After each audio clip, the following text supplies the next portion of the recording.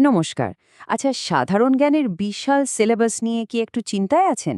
ভাবছেন এত এত তথ্য, নাম, সাল, তারিখ কি করে মনে রাখবেন? যদি বলি এর একটা দারুণ সহজ সূত্র আছে, চলুন আজ আমরা সেই গোপন সূত্রগুলোই জেনে নেব। বিশেষ করে যারা প্রতিযোগিতামূলক পরীক্ষার জন্য প্রস্তুতি নিচ্ছেন তারা তো এই ব্যাপারটা খুব ভালোভাবেই জানেন। ভূগোল, ইতিহাস, সংবিধান, তার উপর আবার রোজকার কারেন্ট অ্যাফেয়ার্স সব মিলিয়ে মাথা খাড়া হয়ে যাওয়ার জোগাড়। মনে হয় এত কিছু মাথায় রাখাটা সত্যি অসম্ভব। কিন্তু এখানেই আসে আসল সমাধান, যাকে আমরা বলছি শ্লোক বা ইংরেজিতে নেমোনিক। এটা আসলে আর কিছুই না, একটা স্মৃতিসহায়ক কৌশল।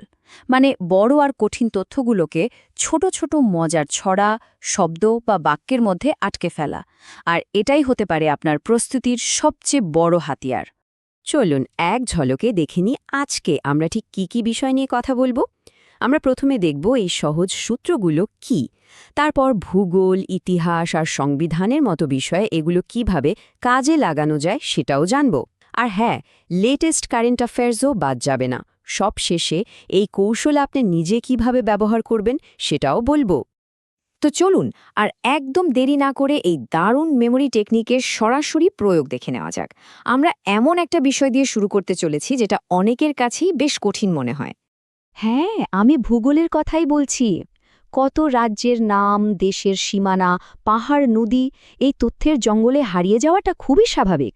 কিন্তু দেখুন এই নেমোনিকগুলো কিভাবে ভূগোলের এই কঠিন বিষয়গুলোকে একেবারে জলের মতো সোজা করে দেয়। যেমন ধরুন, ভারতের ঠিক কোন ৮টা রাজ্যের ওপর দিয়ে কর্কট ক্রান্তি রেখা গেছে, সবগুলো নাম পরপর মনে রাখা বেশ ঝামেলার, তাই না? কিন্তু যদি শুধু এই একটা লাইন মনে রাখেন, মিত্রে তার গামছা ছাড়া, দেখুন কি সহজ।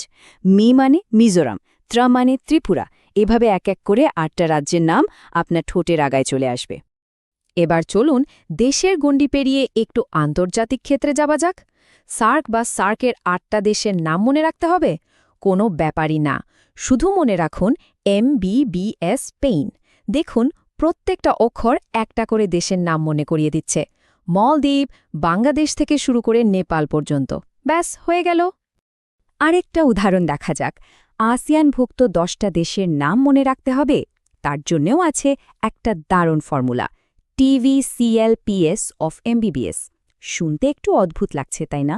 কিন্তু বিশ্বাস করুন, পরীক্ষার হলে এই অদ্ভুত বাক্যটাই কিন্তু আপনাকে 10টা দেশের নাম একদম নির্ভুলভাবে মনে করিয়ে দেবে। আচ্ছা, যদি প্রশ্ন আসে আয়তনের দিক থেকে পৃথিবীর সবচেয়ে বড় দেশগুলোর নাম পরপর বলুন, তারও সহজ উপায় আছে।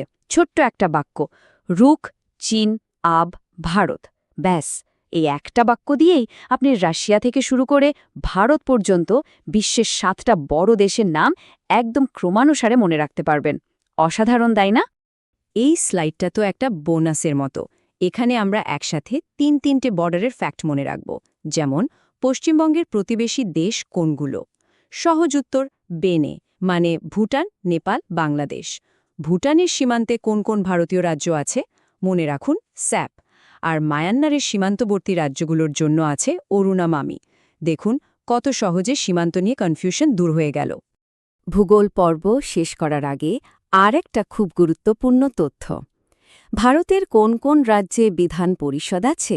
উত্তরটা লুকিয়ে আছে এই একটা শব্দে, QMBAT। এই একটা শব্দই আপনাকে কর্ণাটক থেকে তেলেঙ্গানা পর্যন্ত 6টা রাজ্যের নাম মনে রাখতে সাহায্য করবে। ভূগোল তো হলো, এবার চলুন ইতিহাসের টাইম মেশিনে চড়ে বসি আর সংবিধানের জটিল পাতাগুলো একটু উল্টে দেখি। ভাবছেন এখানেও কি এই কৌশল কাজ করবে? অবশ্যই করবে। চলুন দেখা যাক। দেখুন এই একটা মাত্র বাক্য কিভাবে মুঘল সম্রাটদের পুরো বংশতালিকা মনে করিয়ে দিচ্ছে।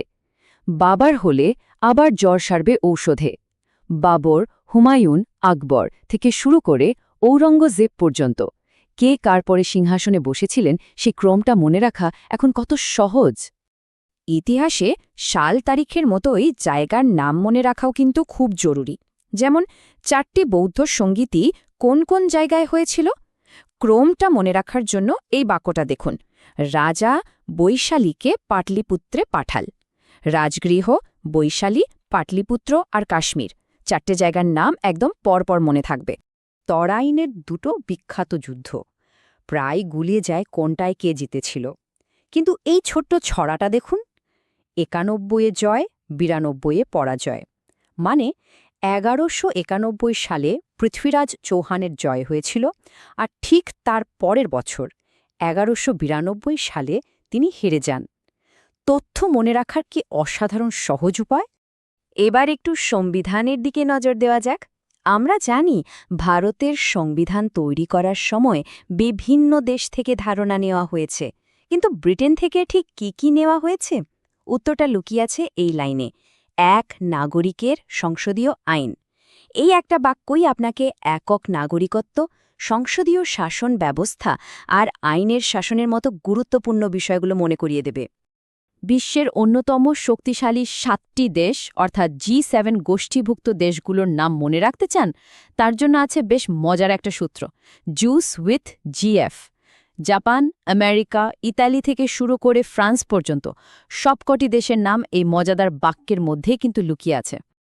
আচ্ছা, পুরনো ইতিহাস বা ভূগোলের মতো স্থির তথ্য তো না হয় মনে রাখা গেল, কিন্তু যেগুলো রোজ বদল যাচ্ছে, মানে কারেন্ট অ্যাফেয়ার্স, সেগুলোর কি হবে? চলুন দেখি এই কৌশল সেখানেও কতটা কার্যকর। চন্দ্রযান-৩ নিয়ে আমরা সবাই ভীষণ গর্বিত, কিন্তু ধরুন পরীক্ষায় প্রশ্ন এলো, ল্যান্ডার আর রোভারের নাম কি ছিল? বিক্রম আর প্রজ্ঞান।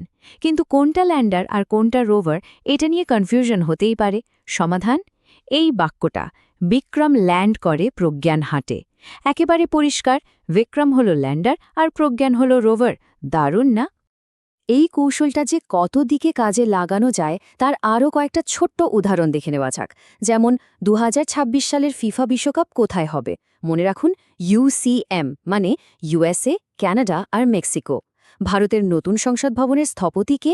বিমল হাসের নতুন সংসদে, অর্থাৎ বিমল পটেল। আবার নোবেল পুরস্কারের সব কটা বিভাগ মনে রাখতে কাজে লাগাতে পারেন পিস ফর ল্যাম্পস সূত্রটি। আমরা তো অনেকগুলো উদাহরণ দেখলাম, ভূগোল থেকে শুরু করে একদম লেটেস্ট কারেন্ট অ্যাফেয়ার্স পর্যন্ত। এই শ্লোক বা নিমোনিকগুলো কিভাবে কাজ করে তা নিশ্চয় বোঝা গেছে। এখন এই জ্ঞানকে কাজে লাগানোর পালা। তাহলে মূল কথাটা হলো, এই নেমনিকগুলো শুধু কিছু মজার কৌশল নয়, এগুলো আসলে একটা সিস্টেম যা জটিল আর বিখেরে তথ্যকে একটা সহজ এবং মনে রাখার মতো প্যাটার্নে বদলে দেয়। এটা শেখার একটা অত্যন্ত শক্তিশালী এবং কার্যকরী উপায়। তাহলে এখন প্রশ্ন হলো, এই অসাধারণ কৌশলটা ব্যবহার করে আপনার জন্য সবচেয়ে কঠিন কোন বিষয়টাকে সহজ করে তুলবেন? সেটা কি রসায়নের পর্যায়